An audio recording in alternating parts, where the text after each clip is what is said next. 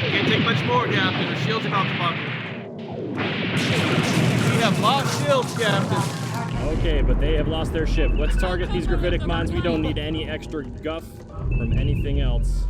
Hey there folks, Chris Waters here with the UB blog, and as you may be able to tell, I've been playing a VR game. That VR game is Star Trek Bridge Crew. Engage. Let's approach to within 10 kilometers. Yeah, so Star Trek Bridge Crew is just that. It's a game set in the Star Trek universe about being on the bridge with your crew of friends and really becoming a Federation officer and using VR technology to actually feel like, wow, I'm really on the bridge, and hey, there you are, and you can wave at each other, and it's all hand tracking. And it's cool because there's a bunch of different roles on the bridge, like in a Star Trek episode. Let's go through these roles just to give people an idea of what kind of things they'll be doing. Let's start with the Helmsman, because that one seems to me like kind of a very accessible one. Right, so Helm is, flying the ship, local travel, impulse travel, which is fast travel between or within a solar system, and then of course the famous warp travel where you're warping to different solar systems. But also Helm has to, manage the ship's direction and facing in combat, keep the enemies in front so you can use phasers on them and all that, and then there's hazardous objects to navigate around, and so Helm is generally a pretty busy role. Fire it on our screen.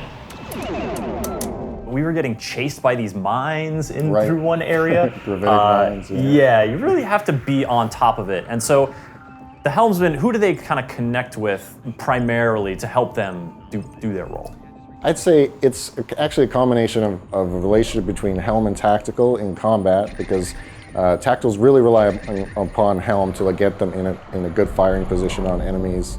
But a lot of the time also it's with engineering, because engineer controls the power to the ship into all the different stations, and how fast Helm can turn and move the ship depends on how much power engineering has put to the Helm station. To go to impulse and warp, you need to have enough engine power. Also, you have to have your subsystems, engine and warp core subsystems, not damaged and working. The engineer is charging the warp core, which is often in a hairy situation, you need it now, right?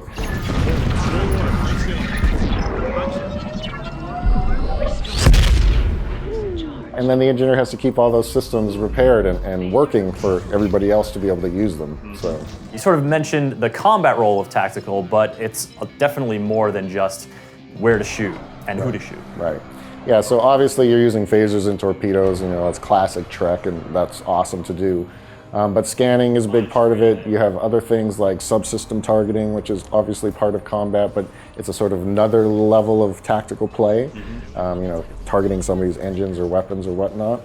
And then there's some systems that often gets used by Tactical, but actually can be shared between the front three stations. So the transporter and what we call system intrusion, where you can disable somebody's, sort of hack into their ship and disable their engines or bypass their shields for a short time.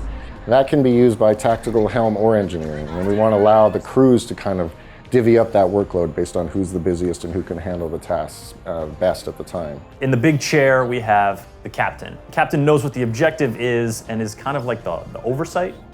Yeah, the kind of overall coordinator, in a lot of ways the strategist too, because you'll be faced with issues like, are we going to try and transport these survivors off of this escape pod while we're under attack? Are we going to drop our shields and take hull damage in order to get the transport to happen? And the captain really needs to make these decisions, right?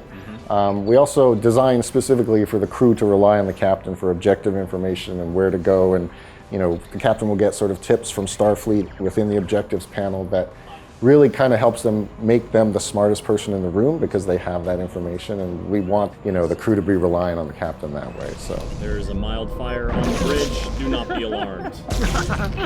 Now we played today. We got to play on the Aegis, but we also got to play in the Enterprise from the original Star Trek. And talk to me a little bit about how you guys went about bringing this thing to life, because man, it looks good. Thanks. Yeah, it was quite a process, and I mean, our top thing for this was authenticity, really. Even over this would be really easier for the player if we, did it this way, if we put labels on these buttons where there's actually no labels in the show.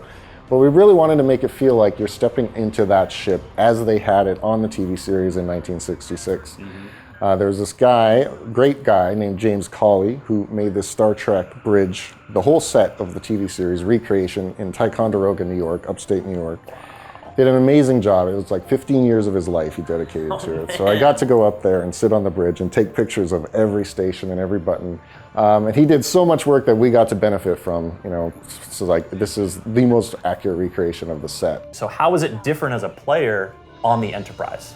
Yeah, so on the Aegis, you know, we have so many labels and like you said, information popping up everywhere, right?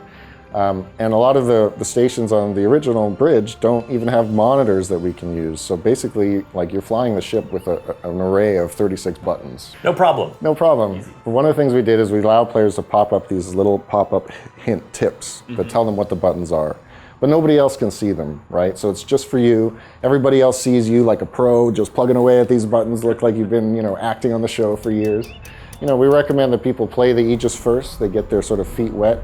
And then when they go to the original bridge, they'll know how the systems work, and it's a different way of interfacing with them. And they'll be ready to go. I will say this for the Enterprise, it's much less easy to accidentally hit the red alert button.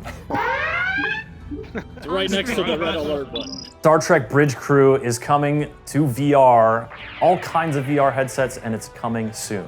Yes, so it's coming to Rift, Vive, PSVR on May 30th. And it's also crossplay between those three, which is great for multiplayer and for VR. So you can play, Rift players can play with PSVR and so on. So yeah, we're excited. Very exciting, and you too can look forward to boldly going where no one has gone before and coming back with a cool face to show for it. VR face.